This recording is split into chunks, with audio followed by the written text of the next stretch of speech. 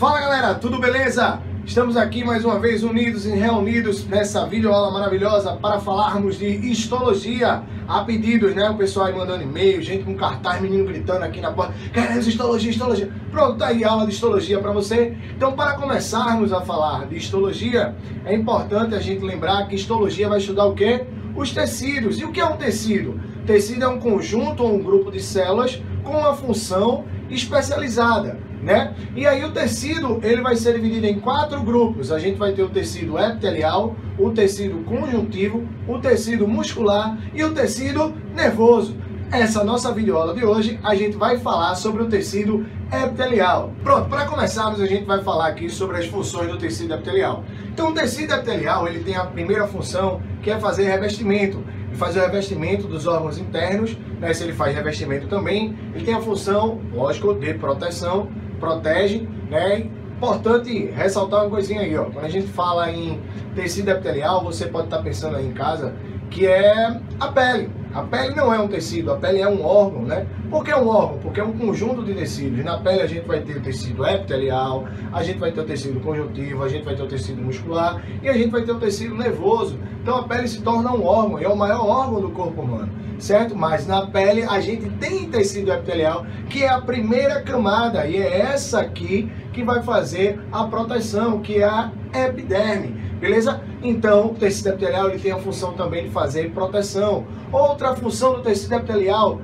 é a absorção.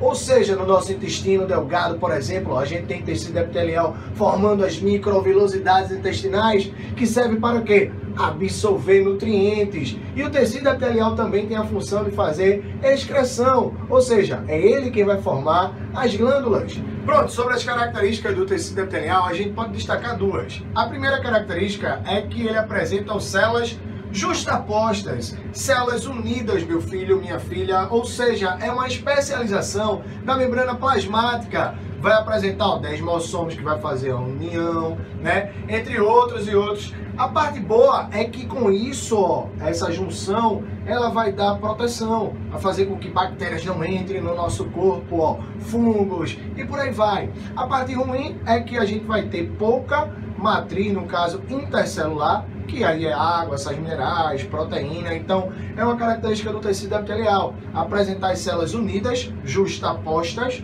né? E aí ela vai ter pouca matriz, o quê?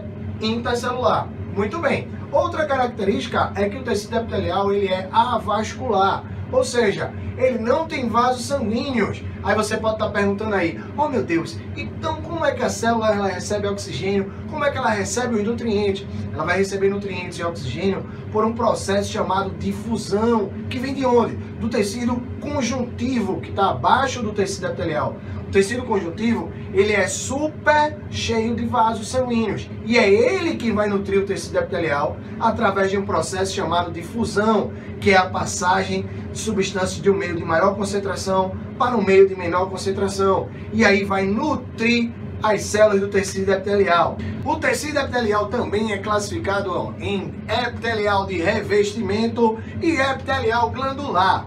Pronto, agora a gente vai falar sobre a classificação do tecido epitelial de revestimento. Então a gente pode classificar o tecido epitelial de revestimento, ó, quanto ao número de camadas. Depois tu dá uma pausa aí no vídeo, copia isso aí que é importante, certo? Ó, tecido epitelial, de acordo com o número de camadas, ele pode ser classificado em simples, é aquele que só vai apresentar uma única camada, tá? Pode ser estratificado, é aquele tipo de tecido que vai apresentar mais de uma camada. E o pseudo-estratificado, ele aparenta ser, né, estratificado, mas tem, ó, essa denominação aqui, pseudo, ou seja, falso estratificado. Ele é longo, mas as suas células, ou seja, só apresentam uma única célula, com o núcleo em cima, outro embaixo. Já eu te mostro uma imagem sobre isso aí. E quanto à forma da célula, ela pode ser pavimentosa, que são aquelas células que são achatadas. Pode ser cúbica, que tem a forma cúbica. E prismática, no caso primático cilíndrico, tem a forma de um cilindro. Beleza? Então isso aqui é a classificação quanto ao número de camadas e quanto à forma das células. Uou! Pronto! Pronto, aqui está a nossa imagem que vai falar sobre a classificação do tecido epitelial de revestimento. Então, o tecido epitelial de revestimento ele pode ser classificado em simples, que é aquele que só apresenta uma única camada, tá? Ele pode ser classificado em estratificado, que é no caso aqui, ó, onde tem a pele, a boca, o esôfago, que é aquele que é formado por mais de uma camada.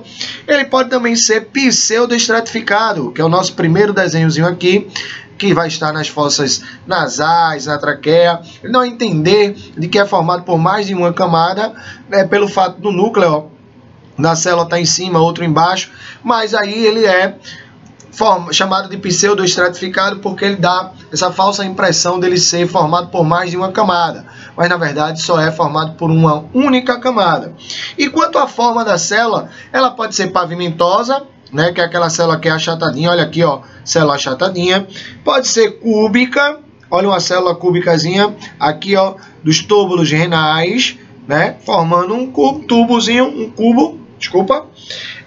E prismática, cilíndrica, olha aqui, ó, prismática, forma uma célula alongada, tranquilo?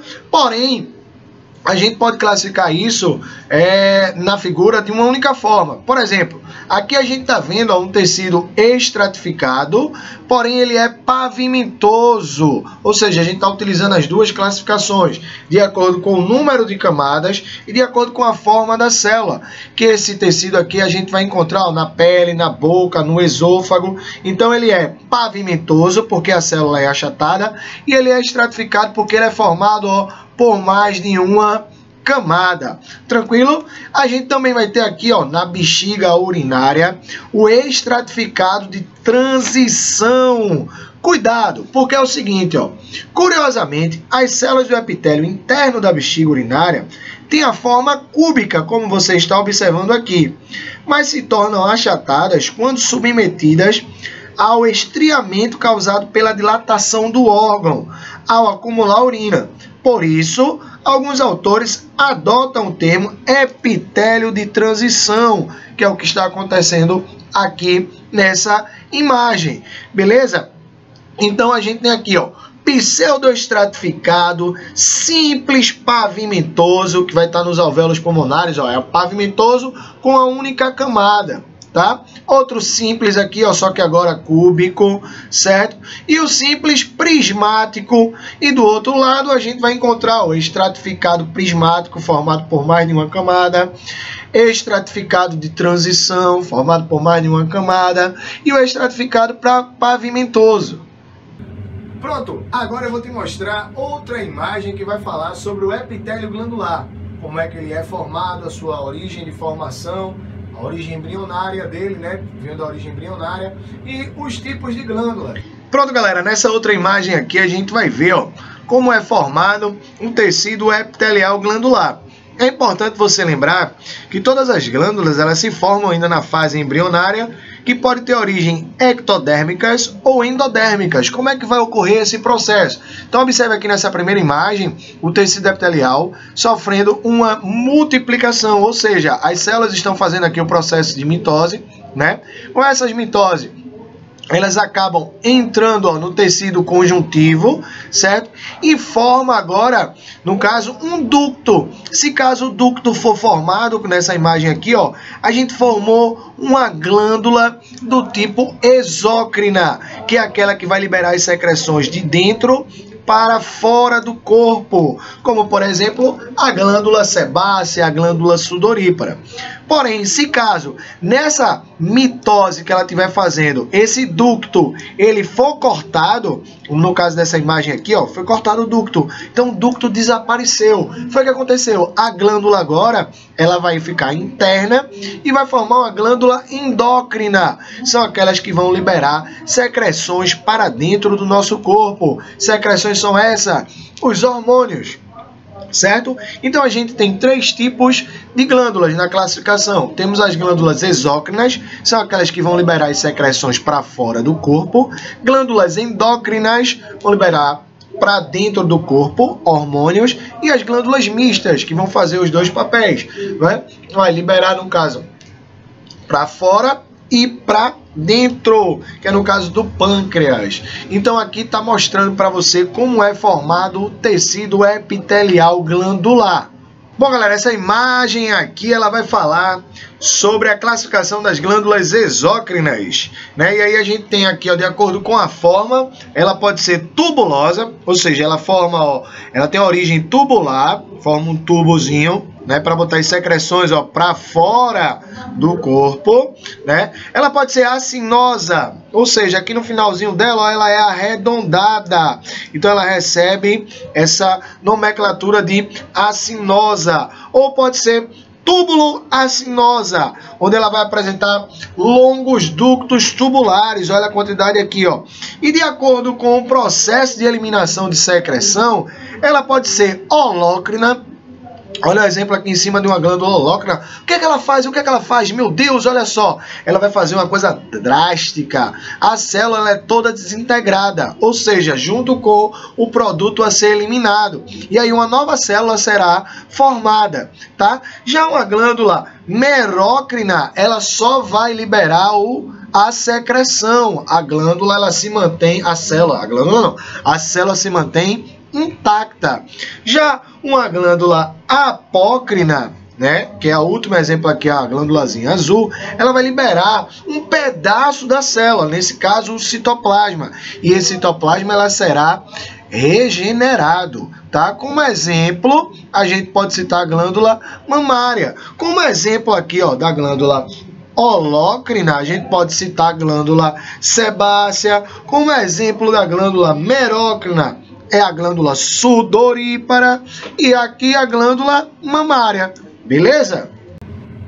Então terminamos essa maravilhosa aula de hoje, tecido epitelial. Assista as próximas aulas aí, tecido conjuntivo, tecido muscular e tecido nervoso. Se você gostou, dá lá um likezinho, bota um comentário e aí, ó, acompanha aí o Espaço Cabeça Online. A gente também tá no Snap, no Insta e no Facebook. Valeu!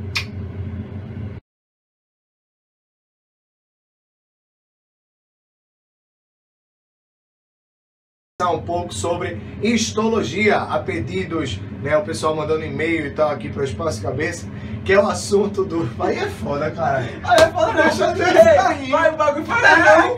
Aí ele fica rindo. Ei, chega o seu chefe falou, travou tanto e-mail. Ei, eu vou dar no final. Dali, então a gente vai começar aqui, ó, a falar sobre as... Dali com quem eu falo, da tua ideia dessa música aí. O cara entra na aula do cara pra ver se aprende biologia, mas não tem jeito. Bota no making off. Ei, Jorge, cagou na minha cara. Cagou não, caralho.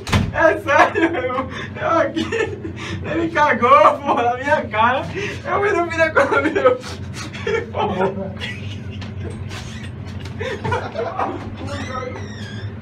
Tchau.